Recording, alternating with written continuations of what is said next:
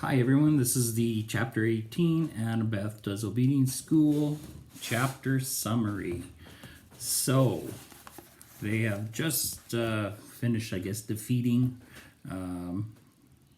Krusty, or Pro Krusties, and now they are on their way to DOA Recording Studios. So they're in the lobby, and they're hearing this weird music called Muzak, and it's M-U-Z-A-K, and that's kind of the weird elevator music that plays when you're in an elevator.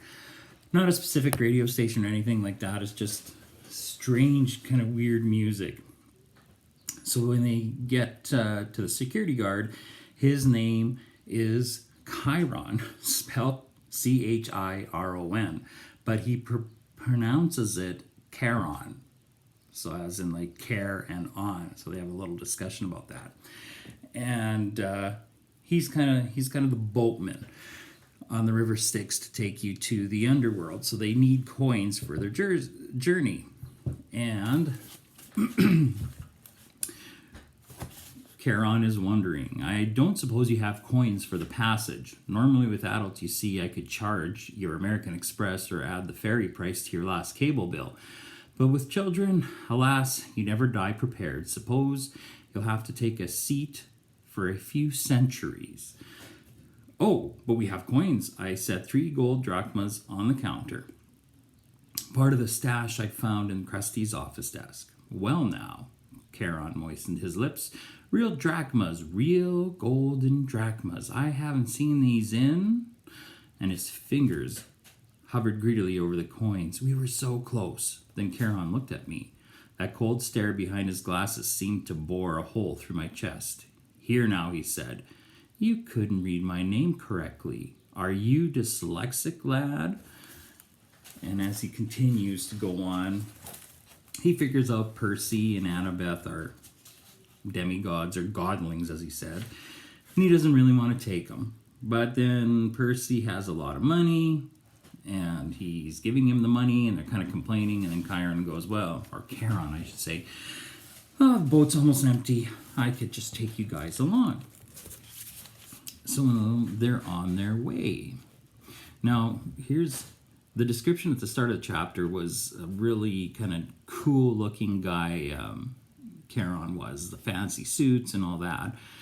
But when he blinked, Percy blinked, and when I opened my eyes, Charon's creamy Italian suit had been replaced by a long black robe. His tortoiseshell glasses were gone. Where his eyes should have been were empty sockets, like Ares' eyes, except Charon's were totally dark, full of night and death and despair.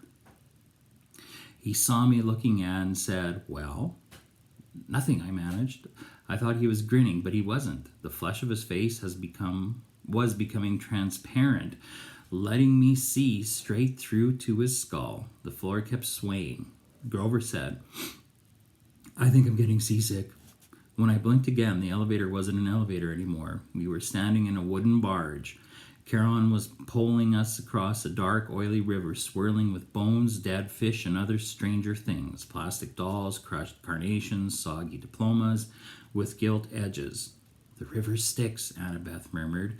It's so polluted, Charon said. For thousands of years, you humans have been throwing in everything as you come across. Hopes, dreams, wishes that never came true. Irresponsible waste management, if you ask me. So, still with the theme of pollution and ruining the earth and all that too. However, this is a little different because it's dead people tossing things away. So when they finally get to the underworld, there are 3 separate entrances to the underworld. And there were 3 separate entrances under one huge black archway that said, you are now entering Erebus. Each entrance had a pass-through metal detector with security cameras mounted on top. Beyond this were toll booths manned by black-robed ghouls like Charon. The howling of the hungry animal was really loud now, but I couldn't see where it was coming from. The 3-headed dog Cerberus, who who was supposed to guard Hades' door, was nowhere to be seen. The dead queued up in 3 lines. 2 marked attendant on duty and 1 marked easy death. The easy death line was moving right along. The other 2 were crawling. What do you figure? I asked Annabeth. The fast line must go straight to the Asphodel Fields, she said. No contest. They don't want to risk judgment from the court because it might go against them. There's a court for dead people? Yeah, 3 judges. They switch around who sits on the bench. King Minos, Thomas Jefferson, Shakespeare, people like that. Sometimes they look at a life and decide that person needs a special reward, the fields of Elysium. Sometimes they decide on a punishment. But most people, well, they just lived. Nothing special, good or bad. So they go to the Asphodel Fields. And do what? Grover said, imagine standing in a wheat field in Kansas forever. Harsh, I said. I guess we could change Kansas to Saskatchewan. So that's where these people were for their death lines. So I'm going to just read another little section here about the underworld. Then, about 50 feet in front of us, the green mist shimmered. Standing just where the path split into 3 lanes was an enormous, shadowy monster. I hadn't seen it before. It was half transparent, like the dead, until it moved. It blended in with what was behind it. Only its eyes and teeth looked solid. And it was staring straight at me. The jaw hung open. All I could think to say was, he's a Rottweiler. I always imagined Cerberus as a big black mastiff, but he was obviously a purebred Rottweiler, except for, of course, that he was twice the size of a woolly mammoth, mostly invisible, and had 3 heads. The dead walked right up to him, no fear at all. The attendant on duty lines parted on either side of him. The easy death spirits walked right between the front paws and under his belly, which they could do without even crouching. So now we're introduced to Cerberus, and